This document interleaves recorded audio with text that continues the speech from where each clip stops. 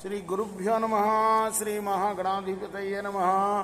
శ్రీ సరస్వతి జన్మ భక్తులరా, వాల్మీకి మహర్షి రచించిన శ్రీమద్ రామాయణం యథాతథంగా చెప్పుకున్నాం. ప్రతి శ్లోకం దాని అర్థం. ఇందులో భాగంగా నిన్నటి వరకు మనం బాల అయోధ్యారణ్య కిష్కింద సుందర కాండలు పూర్తి చేసాం. యుద్ధకాండలోని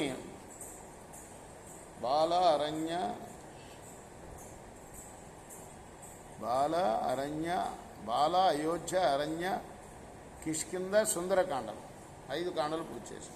యుద్ధకాండలోని 38 సర్గలు పూర్తి చేసి 39వ సర్గలోని 19వ శ్లోకం వరకు చెప్పుకున్నాం. ఈ రోజున 20 నుండి కొనసాగించే ముందు వాల్మీకి మహర్షిని ప్రార్థన చేసుకుందాం. కుజంతన్ రామ రామేతి మధురం మధురాక్షరం ఆరుహ్య కవితాశాఖం వందే వాల్మీకి కోకిలం.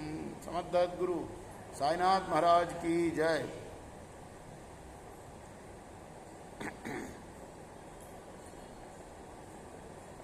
నివిష్ట తత్ర శిఖరే లంకా రావణ పాలిత 10 యోజన విస్తీర్ణ 20 యోజనమాయత. 10 యోజనాల విస్తీర్ణం. యోజనం అంటే మన తెలుగులో చెప్పుకోమంటారు ఆమడ, అంటే 6 క్రోసులు ఒక ఆమడ అంటారు. 12 మైళ్ళు, 8 మైళ్ళు. 8 మైళ్ళు ఒక ఆమడ, 12 కిలోమీటర్లు. ఇంగ్లీష్ వాళ్ళ లెక్క కిలోమీటర్లు, మనది 8 మైళ్ళు అన్నమాట. 10 యోజనాలు అంటే 10 × 8 80 మైళ్ళు విస్తారము. అలానే అంటే వెడల్పు 80 మైళ్ళు, పొడగేమో 160 మైళ్ళు. అది అంత పెద్ద లంకా నగరం. అది ఎక్కడుంది? త్రికూటాచల పర్వతం మీద ఉంది. అది ఎక్కడ ఉంది? ఆకాశం దాకా ఉంది. అది అంత పెద్ద పర్వతం. సాపురీ గోపురైరుష్య పాండురాంబుద సన్నిభై కాంచనేన చ శాలేన రాజతేన చ శోభితే. తెల్లటి మేఘాల్లాంటి ఉన్నతమైన గోపురాలతోటి, బంగారు ప్రాకారాలతోటి, వెండి ప్రాకారాలతోటి శోభిస్తున్నది అది. ప్రాసాదైశ్చ విమానస్య లంకా పరమభూషిత ఘనైరివాత పాపాయే మధ్యమం వైష్ణవం పదం.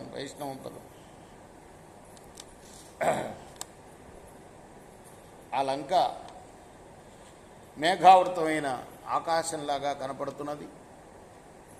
తస్యాం స్తంభ సహస్రేణ ప్రాసాద సమలంకృత కైలాస శిఖరాకారో దృశ్యతే.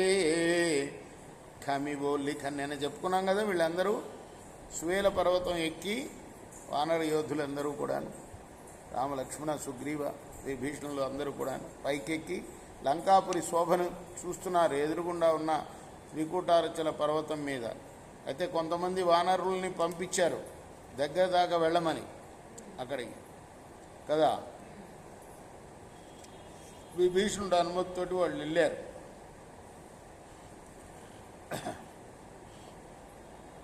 వాళ్ళు వేసే అడుగుల చప్పట్లకి అక్కడ భయంకరమైన జంతువులన్నీ కూడా పారిపోయాయి.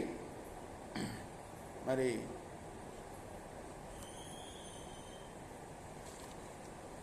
ఆ శోభ మనం తెలుసుకుంటున్నాం. అక్కడ 1000 స్తంభాల చేత అలంకరింపబడిన చైత్య ప్రాసాదం రావణుడి నగరానికి అలంకారంగా ఉంది. తస్యాం స్తంభ సహస్రేణ ప్రాసాద సమలంకృత కైలాస శిఖరాకారో దృశ్యతే కమివోల్లికన్. చైత్య స రాక్షసేంద్రస్య బభూవ పురభూషణం బలేన రక్షసాం నిత్యం యః సమగ్రేణ రక్షతే.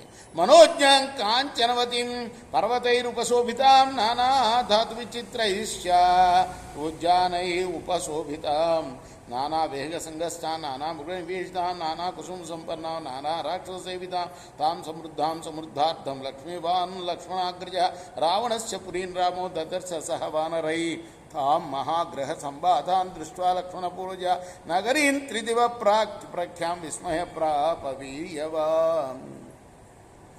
బంగారంతో నిండి ఉన్నదిట ఆ లంకాపురం. తర్వాత ఎన్నో ఉద్యానవనాలు, అనేక విధమైన పక్షుల ధ్వనులు ఇవన్నీ వినపడుతున్నాయి. అక్కడి నుంచి అనేక రకాల రాక్షసులు నివసిస్తూ ఉన్నారు అక్కడ. ఐశ్వర్య సమృద్ధమై సముద్రమైన సమృద్ధమైన కోశాగారం గల నగరం.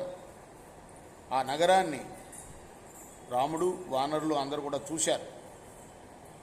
పరాక్రమవంతుడైన రాముడు గొప్ప భవనాలతో ఇరుగ్గా ఉన్న స్వర్గతుల్యమైన, అంటే కిటకిటలాడుతూ ఉన్నాయన్నమాట భవనాలు, ఒక వనం ప్రక్కన ఇంకో భవనం. అటువంటి నగరాన్ని చూసి ఆశ్చర్యపోయాడు. తామ్రత్నపూర్ణాం బహు సంవిధానాం ప్రాసాదమాలాభిరలంకృతాంచ పురీం మహాయంత్ర కపాటముక్షాం దదర్శ రామో మహతాబలేనా. అనేకమైన శ్రేష్ఠ వస్తువులతో నిండిన ఆ నగరంలో అనేక విధాలైన ఏర్పాట్లు చేయబడి ఉన్నాయి.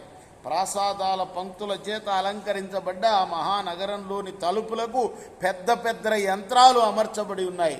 అంతటా సైన్యం ఆ నగరాన్ని రక్షిస్తూ ఉన్నది. అటువంటి లంకా నగరాన్ని రాముడు చూచాడు. ఇచ్చార్షే శ్రీమద్ రామాయణే ఆదికావ్యే యుద్ధకాండే ఏకోనచత్వారింశ సర్గ. ఇది వాల్మీకి ఋషి ప్రోక్తము ఆదికావ్యం అయిన శ్రీమద్ రామాయణంలోని యుద్ధకాండలోని 39వ సర్గ. రేపు మనం 40వ సర్గను ప్రారంభం చేద్దాం. కృష్ణార్పణమస్తు. సాయి కృష్ణార్పణ.